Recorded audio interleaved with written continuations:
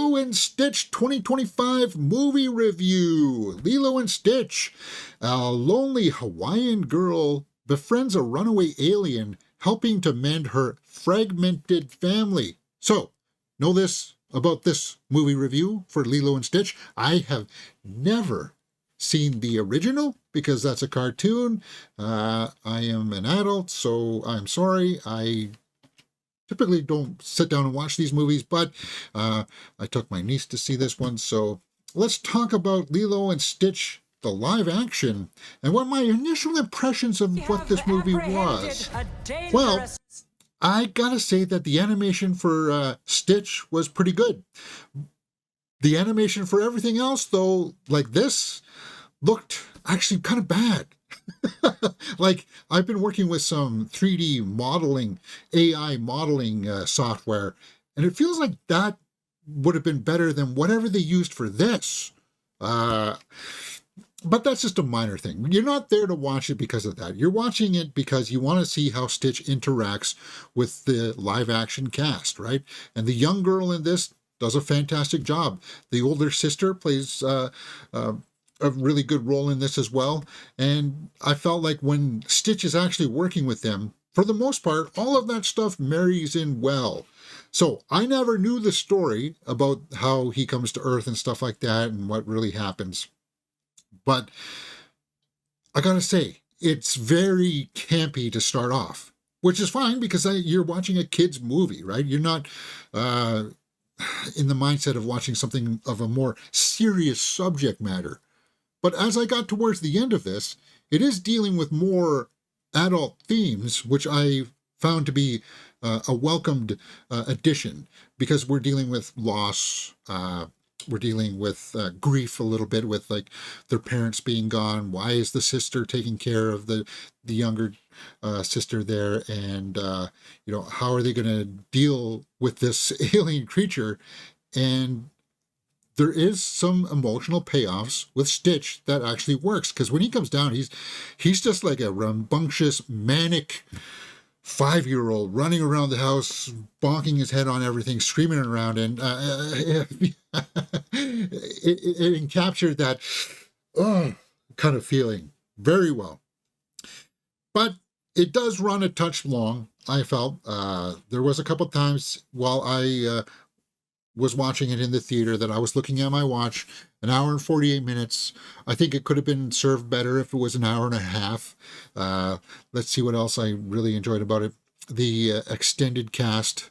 So Maia Kealoha as Lilo did a good job. Sydney Agudong, Nani, the older sister, did a great job. Zach Galifianakis shows up in this. Chris Sanders is the voice of Stitch. Courtney B. Vance is the Cobra Bubbles.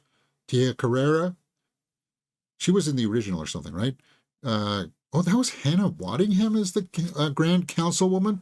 See, all of that alien stuff didn't work for me. It was just too CG. It was too cartoony CG.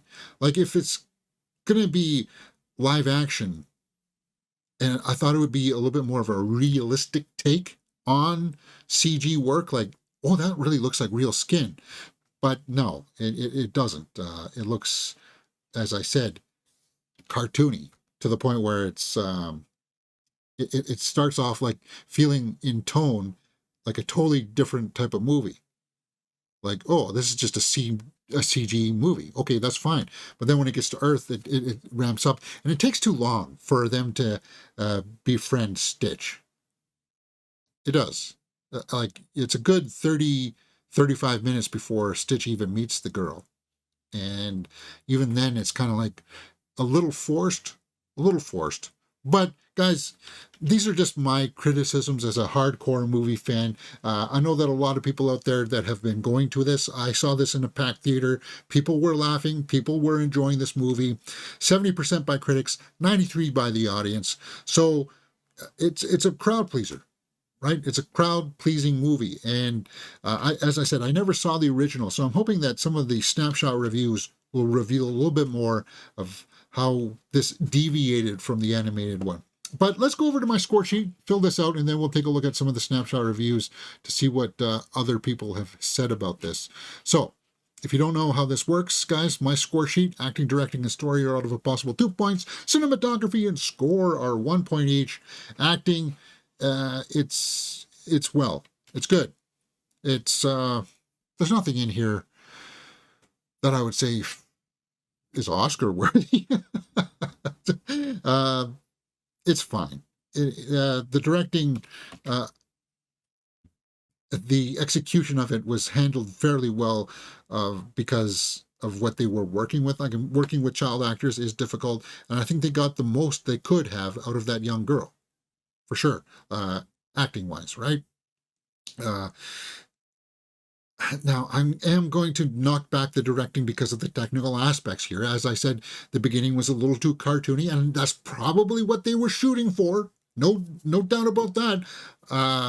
Because it is a kids' movie, they don't want it to have it maybe too realistic, which is kind of, sending me mixed messages. But overall, the story, as I said, it's got some issues in there. I do like the ending, and I do like the way that they were trying to put some emotional backbeats in there of you don't leave family behind and stuff like that, and having that kind of connection. Cinematography, it's got a lot of jump edits in the beginning. Like, I was at the 10-minute mark, and I'm like, how many cuts have we gone through already? There's not a lot of static shots, and I'm guessing it's like that because it's intended for a younger audience, and they want to keep people's attention spans locked in, and you do that by having quick cuts.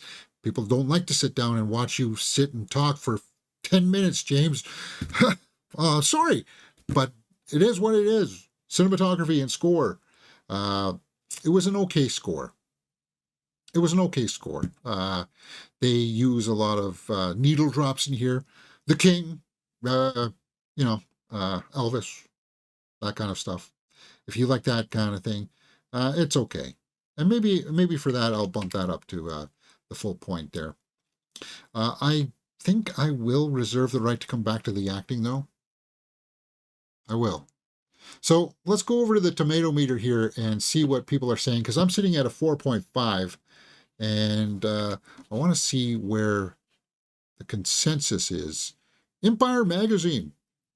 Fleischer Camp brings a light touch and a good human cast to this reverently faithful effort, but it's never as clear and as bright as its source material.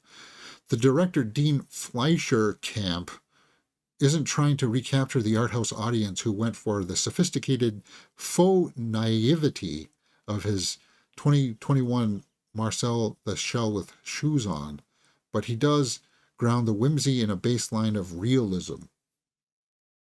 I don't know about that, guys. There is a critic here who didn't like it. The simplistic script by Chris Kekaneo-Kalak. No, I'm sorry, I butchered that last name. Bright and Mike Van Ways finds the quickest way to get sympathy for its characters is by consistently putting them in peril. After a while, the trick feels manipulative.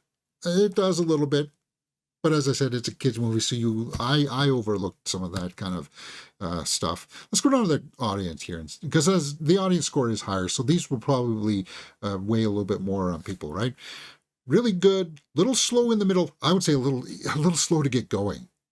Like, it establishes who Stitch is on the alien planet, so we don't need to reestablish Stitch again when he comes down on Earth. And that's sort of what they do. So that adds to the length, right? Trim 10 minutes and probably 5 stars. Peggy, goddaughter, loved everything about it. Get the movie with Het. What? What's Het? With her? Is that what they meant to say? Very cute show. I've always been a Stitch fan. This is Caroline Brown. It stayed to the original show. Was funny, kept me awake. Well, as I said, I was looking at my watch throughout. The consensus reviews say an old and new fans beware. Cuteness and mischief team up in Lilo and Stitch to make sure nobody gets left behind. Recapturing the adorable charm of the original is, if not quite matchmaking, is rambunctious sense of imagination. So, where do I land? I don't think I'm as high as the critics, and I'm definitely not as high as the audience. And I think that's what the audience would prefer me to say here in this review. Let's pull up the live chat here because I want to see what people are saying. Arglass Viking says, valid criticism, James. I thought the chaos was overcompensating in the script and acting in some part. Young girl was good for a 6-year-old. Yeah, she was. She was. And that's why I think I might bump acting up a point. It was my first time watching the Stitch character. It was intelligent and made him entertaining to watch. I just felt like maybe perhaps they could have established his weakness a little bit more. They just kind of gave that in exposition. Oh, if you get him wet, then he becomes really heavy kind of thing. Because, see, that is the big payoff in Act 3, right? That he'll sacrifice himself to save Lilo. And if they had built that up a little bit more, maybe it would have had a bit more of impact on me. But, you know, as I said, it's meant for kids and not to actually make you start bawling in the middle of the theater, right? Anyway, let's wrap up my score sheet here and see where we land for Lilo and Stitch. Watchability factor. So, if you liked the original and you're curious to see where this goes, it's definitely worth seeing in the theater then, right? 5.5. And I am going to bump up the acting. So we will bump up the acting to 1.5, even though, well, it's not Galifianakis. Like, maybe as an ensemble, it moves it up to a 6 out of 10. Directing. Like, I do want to give this a 7 out of 10. But, I don't know, for me, I am being harsh on it because I am a movie fan. I watch movies, hundreds of movies, guys, so it's kind of like, is this something that I want to sit down and watch again? No. Do I fault people who like it? No. I'm not going to say terrible, bad things about it. What's the best part about it is the acting and the soundtrack. But the directing and story, there are problems here. And I think even the best people who did like it acknowledge it. So 6 out of 10 is, I feel like if I give you, no, that's where I land. 6 out of 10 for Lilo and Stitch. I'm sorry. I can't in good conscience give another point. Artglass Viking says his mass increases the water, but wasn't the indestructible? His mass increases with water, but wasn't he indestructible? That's what I thought. So he wouldn't have drowned or anything. I don't know. And that, as I said, if they made it that more clear, if they had maybe foreshadowed that a little bit more better. Like, there is that scene in here where she is on the surfboard and he pulls her down. But there should have been, that should have been put better into the arc of it, composed properly. And that goes into the directing, that goes into the story execution, right? For me, at least. And that's where I've docked the points. Anyway, that's all I got, guys, for Lilo and Stitch. Let me know what you thought about it in the comments below, and we will talk about it. Let me know what you thought about this, and next we will be reviewing Karate Kid Legends up on the channel. And as well, hey, if you like this kind of stuff, come join us for trailer reactions for Jurassic World Rebirth and It, Welcome to Derry, Fubar Season 2, Superman trailer, full movie reviews for Final Destination Bloodlines, Fight or Flight, Clown in a Cornfield, Bring Her Back, Tenants, In Flight, series reactions for Andor Season 2. It's all good stuff here on Mirror Domains.